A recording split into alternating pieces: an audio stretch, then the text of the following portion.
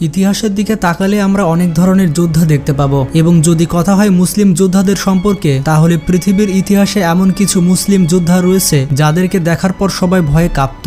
এইসব মুসলিম যোদ্ধারা তাদের সাহস এবং শক্তি দিয়ে পুরো পৃথিবীতে তাদের নাম ছড়িয়ে দিয়েছে। তারা একটি ছোট দেশকে যুদ্ধের মাধ্যমে বড় দেশে রূপান্তরিত করেছে। তো আজকের এই ভিডিওতে আমরা জানবো পৃথিবীর ইতিহাসে সব থেকে সেরা 10 জন মুসলিম যোদ্ধা সম্পর্কে যাদের নাম শোনার পর শত্রুপক্ষের বুক কেঁপে যেত। তো 10 নম্বর অবস্থানে রয়েছে মোহাম্মদ দ্য কনকিউরর। পৃথিবীর ইতিহাসে সেরা 10 মুসলিম যোদ্ধার মধ্যে 10 নম্বর অবস্থানে রয়েছে মেহমেদ দ্য কনকিউরর এবং এই যোদ্ধাকে অনেকে সুলতান মোহাম্মদ ফাতে নামেও চেনে। এই বীর যোদ্ধা অটোমান সাম্রাজ্যের একজন সুলতান ছিলেন। অটোমান সাম্রাজ্যের সব থেকে শক্তিশালী এবং সাহসী সুলতান বলা হতো সুলতান মোহাম্মদ ফাতেকে, কারণ তিনি যে কাজটি করেছিলেন এর আগে কোনো সুলতান ইতিহাসে করতে পারেনি। এই বিখ্যাত যোদ্ধার আগে কোনো সুলতানই পারেনি বাইজেন্টাইনদের হারিয়ে কুস্তুনতুনিয়া জয় করতে। সুলতান মোহাম্মদ ফাতে 1453 সালে বাইজেন্টাইনদের হারিয়ে কুস্তুনতুনিয়া জয় করেন। এই কুস্তুনতুনিয়াকে বর্তমানে বলা হয় ইস্তানবুল।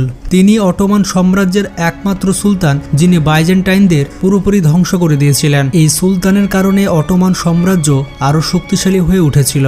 এরপর 9 নম্বর অবস্থানে রয়েছে সুলতান বাইবার্স। পৃথিবীর ইতিহাসে সব থেকে শক্তিশালী এবং বীর মুসলিম যোদ্ধাদের মধ্যে 9 নম্বর অবস্থানে রয়েছে সুলতান বাইবার্স। এই মুসলিম যোদ্ধা সম্পর্কে বেশিরভাগ মানুষই তেমন জানে না। ইতিহাসে খুবই কম যোদ্ধা রয়েছে যারা মঙ্গোলিয়ানদের হারিয়েছে, যেমন আলাউদ্দিন খিলজি মঙ্গলদের হারিয়েছেন এবং এই লিস্টে নাম আসে সুলতান বাইবার্সের। এই সুলতানকে অনেকে রুকনুদ্দিন বাইবার্স বলে ডাকে। এই বিখ্যাত যোদ্ধা মিশরের একজন সুলতান ছিলেন। যখন তিনি ছোট ছিলেন তখন মঙ্গলরা তাকে ধরে ফেলেছিল এবং তাকে কৃতদাস হিসেবে বিক্রি করে দিয়েছিল, কিন্তু মঙ্গলরা এটা জানতো না যে ছোট ছেলেকে তারা কৃতদাস হিসেবে বিক্রি করেছে সেই ছেলেটি তাদের রাজ্য ধ্বংস করে ফেলবে। 1240 সালে তিনি মিশরে গিয়ে পৌঁছান এবং সেখানে গিয়ে একজন কমান্ডার হিসেবে কাজ করেন। এই বীর যোদ্ধা তিনবার ক্রুসেডার্সকে হারিয়েছিল এবং মঙ্গলদের হারিয়েছিল অ্যাঞ্জেলুস যুদ্ধে। প্রথমে তিনি একজন কৃতদাস ছিলেন, পরবর্তীতে তিনি একজন সুলতানে রূপান্তরিত হন। বুঝতেই পারছেন একজন কৃতদাস থেকে একটি দেশের রাজা হওয়া কতটা কঠিন বিষয়। পরবর্তীতে 1277 সালে তিনি মারা যান।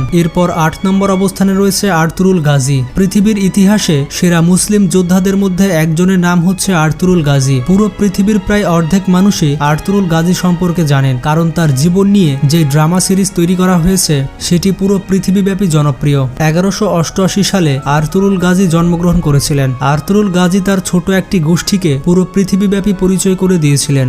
আর্তুরুল গাজী যখন জন্মগ্রহণ করেছিলেন তখন মুসলিমদের অবস্থা খুবই খারাপ ছিল। তিনি তার সাহস এবং শক্তি দিয়ে অটোমান সাম্রাজ্যের ভিত্তি স্থাপন করেছিলেন। পরবর্তীতে অটোমান সাম্রাজ্য তার ছেলে ওসমান গাজী প্রতিষ্ঠা করে। ওসমান